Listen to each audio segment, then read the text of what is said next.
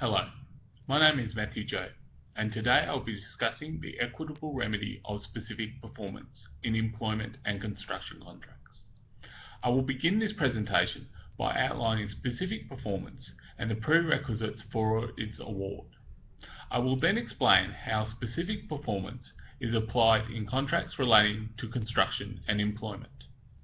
Specific performance is an equitable remedy ordered by the equitable jurisdiction of a court, and essentially orders a party who has not satisfied their contractual obligations to fulfill their obligations under the contract. It requires the court to supervise the execution of the obligations under the contract, and this limits its availability as a remedy to contractual breach. The best and most common example of a contract in which specific performance can be applied to is one involving the sale of land. As an equitable remedy, there are several things that distinguish specific performance from common law remedies. That is, it is usually only awarded where common law damages are an adequate means of compensation to the injured parties, and they are discretionary. That is, they are not automatically awarded to the injured party once they have proved a breach of contract. Instead, the conduct of both parties will be examined by the courts as to determine whether to award its remedy. In this examination, if the plaintiff seeking specific performance is in breach of their obligations under the contract, or has failed to bring the action in a reasonable time frame, then the court will refuse the remedy. Additionally, there are three essential prerequisites for the remedy of specific performance. That is, the contract must be specifically enforceable, valuable consideration must have been given for its performance, and damages must be inadequate. It can be said, though, that there are not many contracts as to which the remedy of specific performance would not be available, though this relief has been granted more widely in some situations than others.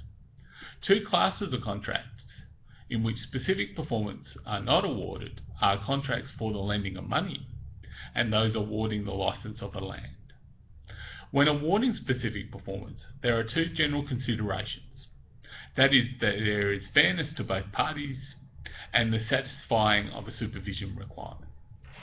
When covering fairness to both parties, the courts must take into consideration the fact that it would be unjust to hold the defendant strictly to the fulfillment of their side of the bargain unless the plaintiff has fully performed all the obligations under the contract in dispute, or is in a position to carry them out.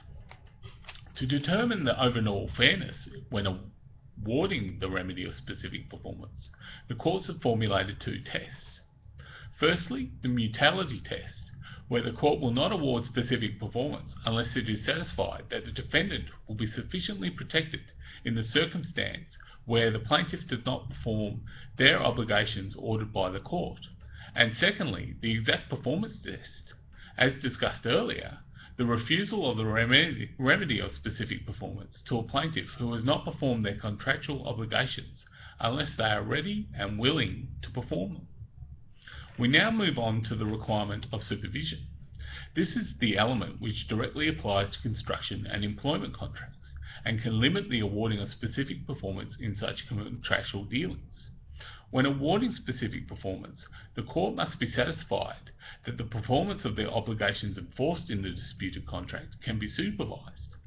In this context, supervision is not overseeing the performance of the contract, but rather determining when the order handed down by the court is broken. Orders by the court relating to specific performance are enforced by contempt of court proceedings, and failure to comply with such an order is punishable by fines and in some cases jail terms.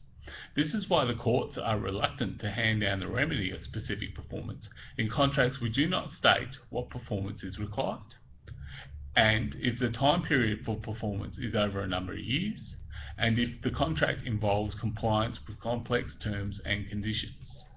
In general, specific performance is more likely to be granted where the order requires the defendant to achieve a particular result, such as the transfer of land mentioned earlier, rather than orders which require the defendant to carry out an activity such as run a business.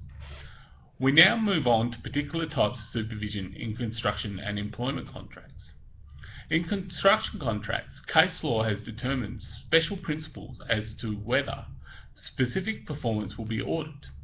They are mainly that the practical considerations are often finely balanced with the high cost of seeking repeated rulings on how complex construction contract is to be performed and completed.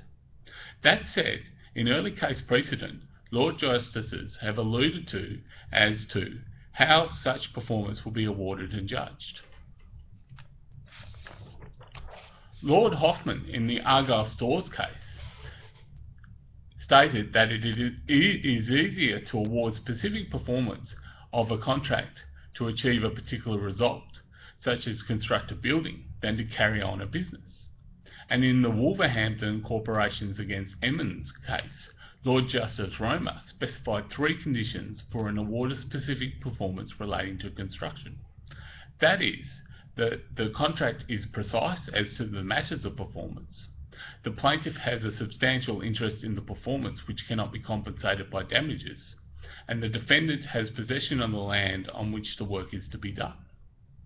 Moving on to employment contracts, it is the general rule that specific performance cannot be applied to employment contracts due to a partly moral justification, as equities will not compel one person to work for another, and pragmatic reasoning, as specific performance will not be audited if it requires continual cooperation between parties.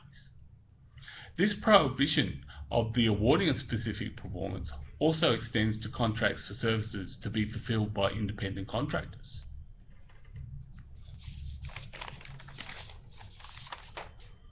However, case precedent has established an exception in which the courts can grant specific performance when enforcing employment contracts.